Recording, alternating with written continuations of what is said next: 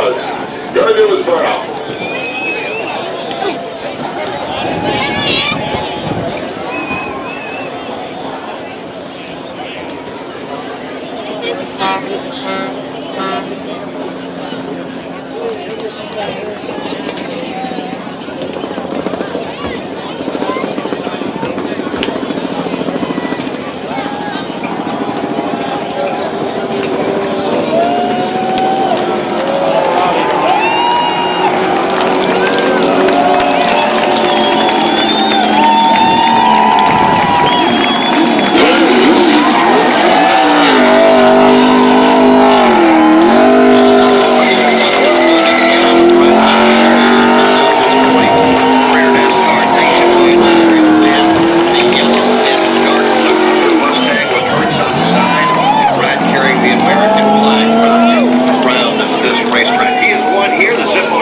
Let's hear from our top 5 finishers as we head down to pit road.